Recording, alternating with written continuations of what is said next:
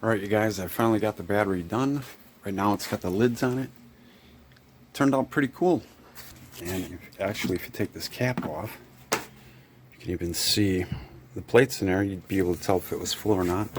Anyway, let me remove this lid. I don't have it sealed down. I'll do that later. For this demonstration, what we're going to be doing is charging it without the lid on it. I'll probably put saran wrap or something over it just so we can see what's going on with the plates. All my connections are in there. Everything is stainless steel as far as the hardware goes. And it all looks pretty good. Everything's pretty much evenly spaced. I still have to put the electrolyte solution in there, of course, but I'm not going to do that until I move these batteries into a more permanent location where they won't be disturbed for charging. And I still have to work out the ratio yet, but that's not a big deal. Anyway, let's see what these do. Alright, I have the electrolyte in there. The ratio is 3 to 10 by weight. Anyway, I put this in here and I didn't even charge it yet. And I noticed my stainless, everywhere it's touching the zinc, is actually fizzing. Hopefully I don't have to pull those out of there and replace them with galvanized, because I don't remember that happening before. We'll see if they calm down. Anyway, when I first checked the voltage on this, it was actually at 3.18. I did an amp draw. It was 9 amps. Then I switched it off right away, and it hasn't came back since. The back one there is actually at like 3.09. So what I'm going to do is charge this up, and we'll take a look at it then. Alright, I have these hooked up in series. So this is actually a 6-volt battery now. And I'm hitting it with 12 volts. That's 2 volts per cell.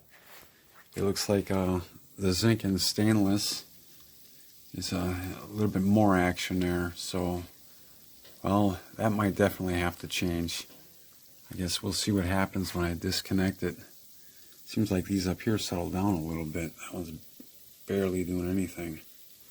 Anyway, she's right now at 8.52. I'll let her run for a little bit longer and we'll take a look at her.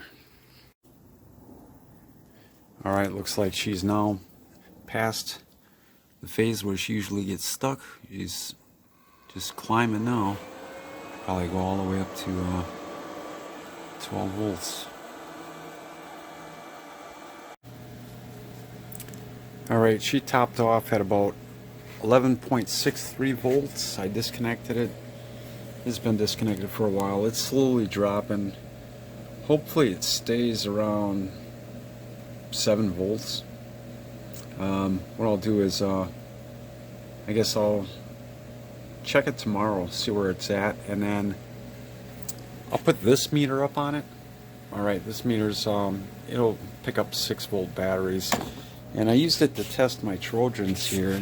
Again, these are half dead, but these aren't rated for amp draws or anything, or cold cranking amps. And this one, I don't know if you can see it, I wrote them down.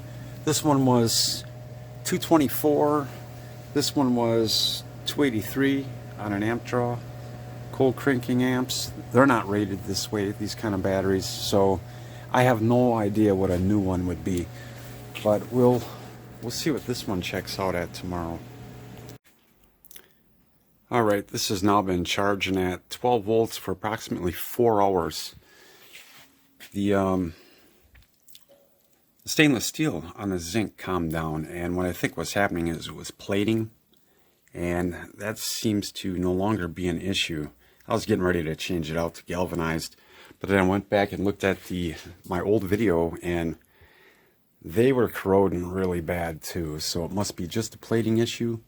Another thing, this cell back here, it was stuck at under 1.3 volts, and I actually had to hit that one separately with 3 volts. It was just having a hard time getting past that sticky point.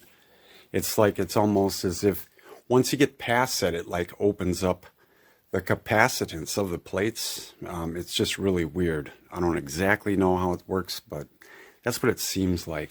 Anyway, what I'll do is I'll let this calm down. I'll disconnect it, let it calm down, and then I'll check it with the battery analyzer and see where she's at with an amp draw or cold cranking amps. When I checked it before, it was only at like 80, but the cells, it was only being charged the one time. Now this is its third cycle, but this third cycle I just left it charged for the 4 hours, so we'll see what it's going to do.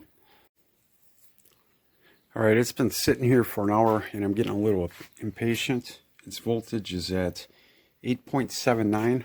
We're just going to connect the battery analyzer on it right now just to see what she's reading. Alright. Let me see if I can go through this here. Okay. Out of vehicle, regular. Alright, I set the cold cranking amp rating to 300. Well, let's see what she reads. It was 80 before. Okay, now it's 101. Okay, that's not very good, seeing how these weigh 68 pounds each. A Trojan weighs 64 pounds. But again, lead acid, with the battery plates being a paste, they're going to have a lot more capacity than these, but this should get better as I charge and discharge it. What I'll do is I'll keep doing that, and then I'll do an update later in the future.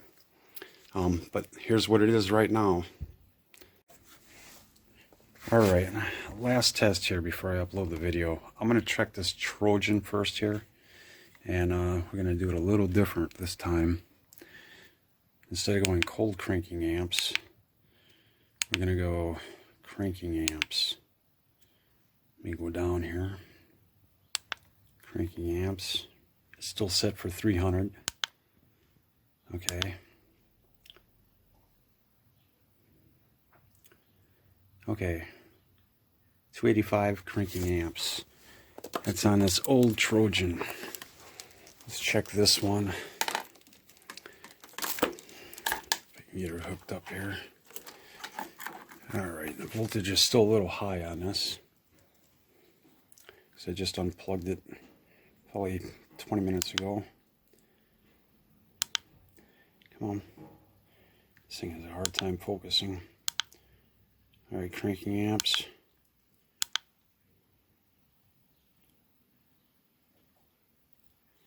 Dang it. After charge. Alright, 144. That's pretty depressing. But you know, it is what it is. I'll keep charging and discharging this, and we'll see if it gets any better. Anyway, this isn't looking very good.